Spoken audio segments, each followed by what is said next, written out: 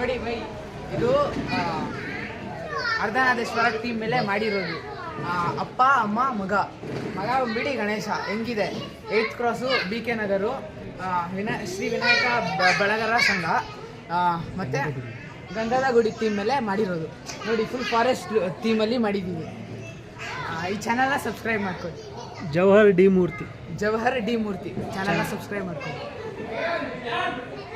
ಇವಾಗ ಇಬ್ಬರು ಸೈಡ್ ಬನ್ನಿ. ಹೆಂಗೆ